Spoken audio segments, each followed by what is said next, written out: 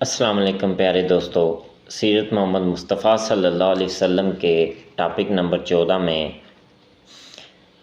حضرت ختیجہ رضی اللہ تعالیٰ عنہ سے نکاح اور تعمیر کعبہ اور آپ صلی اللہ علیہ وسلم کی تحکیم، اس کا مطالعہ کریں گے۔ بسم اللہ الرحمن الرحیم۔ حضرت ختیجہ رضی اللہ تعالیٰ عنہ سے نکاح۔ حضرت ختیجہ رضی اللہ تعالیٰ عنہ نے آپ صلی اللہ علیہ وسلم کے حالات سفر، راہب نستورہ سے ملاقات اور فرشتوں کا آپ صلی اللہ علیہ وسلم پر سایہ کرنا اپنے چچا زاد بھائی ورقہ بن نوفل کو بیان کیا۔ ورقہ بن نوفل تورات، زبور اور انجیل کے عالم تھے۔ سب کچھ سن کر انہوں نے جواب دیا کہ اگر یہ واقعات سچے ہیں تو یقیناً محمد صلی اللہ علیہ وسلم اس امت کے نبی ہیں، اور میں خوب جانتا ہوں کہ امت میں ایک نبی آنے والے ہیں جن کا ہم سب کو انتظار ہے۔ ان کے ظہور کا زمانہ قریب آ گیا ہے۔ ان تمام واقعات کو سن کر حضرت ختیجہ رضی اللہ تعالیٰ عنہ کو حضور صلی اللہ علیہ وسلم سے نکاح کا شوق پیدا ہوا۔ لہٰذا سفر شام سے واپسی کے 2 ماہ اور 25 روز بعد خود حضرت ختیجہ رضی اللہ تعالیٰ عنہ نے نکاح کا پیغام بھیجا۔ آپ صلی اللہ علیہ وسلم نے اپنے چچا کے مشورے سے قبول فرمایا۔ تاریخ معین کے مطابق آپ صلی اللہ علیہ وسلم اپنے چچا جناب ابو طالب، حضرت حمزہ رضی اللہ تعالیٰ عنہ اور دیگر رؤسائے قریش کے ہمراہ حضرت ختیجہ رضی اللہ تعالیٰ عنہ کے ہاں تشریف لائے۔ نکاح کے وقت آپ صلی اللہ علیہ وسلم کی عمر مبارک 25 سال، جبکہ حضرت ختیجۃ الکبریٰ رضی اللہ تعالیٰ عنہ کی عمر 40 سال تھی۔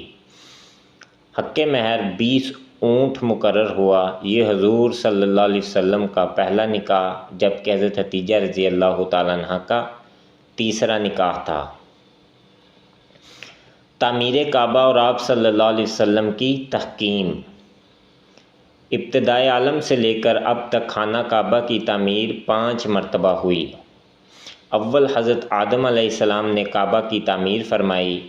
جب حضرت آدم علیہ السلام تعمیر سے فارغ ہوئے تو حکم ملا کہ اس گھر کا طواف کرو۔ ارشاد ہوا کہ تم پہلے انسان ہو اور یہ پہلا گھر ہے جو لوگوں کی عبادت کے لیے بنایا گیا۔ جب طوفان نوح آیا تو بیت اللہ کا کوئی نام و نشان نہ رہا۔ حضرت ابراہیم علیہ السلام کو تعمیر کعبہ کا حکم ہوا۔ جبریل علیہ السلام نے بنیادوں کے نشانات بتائے تو حضرت ابراہیم علیہ السلام نے حضرت اسماعیل علیہ السلام ذبیح اللہ کی اعانت و امداد سے تعمیر شروع کی۔ تیسری بار تعمیر کعبہ بعثت نبوی سے 5 سال قبل ہوئی۔ جب آپ صلی اللہ علیہ وسلم کی عمر مبارک 35 سال تھی، اس وقت قریش نے خانہ کعبہ کی عمارت کو عصر نو تعمیر کرنے کا ارادہ کیا۔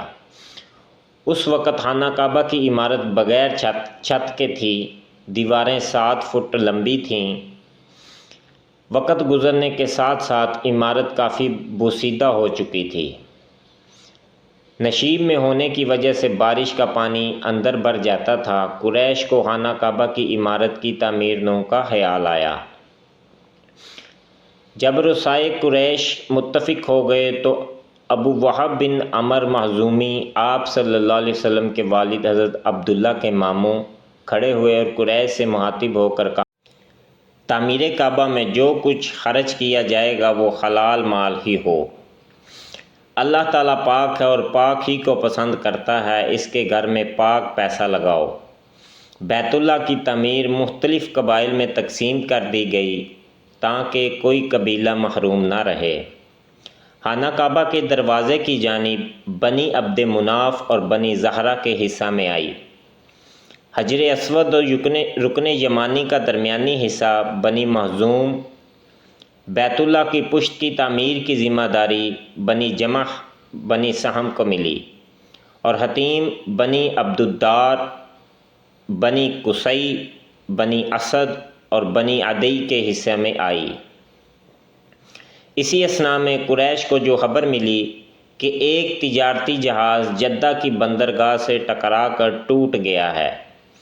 یہ سنتے ہی ولید جدہ جا پہنچا اور جہاز کے تختے خانہ کعبہ کی چھت کے لیے حاصل کر لیے۔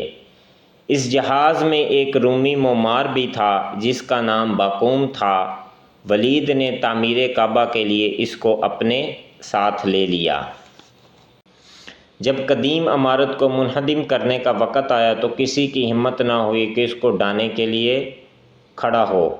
بلاخر ولید بن مغیرہ پھاوڑا لے کر کھڑا ہوا اور بولا، اے اللہ، ہم صرف بلائی اور خیر کی نیت رکھتے ہیں، معاذ اللہ ہماری نیت بری نہیں۔ یہ کہہ کر حجر اسود رکن یمانی کی طرف سے گرانا شروع کیا۔ اہل مکہ نے فیصلہ کیا رات کا انتظار کرو کہ ولید پر کوئی آسمانی بلا اور آفت آ گئی تو ہم بیت اللہ کو پرانی اور اصلی حالت میں ہی رہنے دیں گے، ورنہ ہم ولید کے معین اور مددگار ہوں گے۔ صبح ہوئی تو ولید پھاوڑا لے کر حرم میں پہنچا تو لوگوں نے سمجھ لیا کہ ہمارے اس فعل سے اللہ راضی ہے۔ اس سے سب کی ہمتیں بڑھ گئیں اور سب اس کام میں دل و جان سے شریک ہو گئے، اور یہاں تک کھودا کہ حضرت ابراہیم علیہ السلام کی تعمیر کردہ بنیادیں ظاہر ہو گئیں۔ ایک قریشی نے جب بنیاد ابراہیم پر پھاوڑا چلایا تو مکہ میں ایک زوردار دھماکہ سنا گیا، تو سب مزید کھدائی سے رک گئے اور انہی بنیادوں پر تعمیر کا کام شروع کیا گیا۔ تمام قبائل نے طے شدہ تقسیم کے مطابق اپنے حصے کی تعمیر شروع کر دی۔ جب حجر اسود کو نصب کرنے کی باری آئی تو تمام قبائل میں اختلاف ظاہر ہوا، یہاں تک کہ تلواریں نکل آئیں۔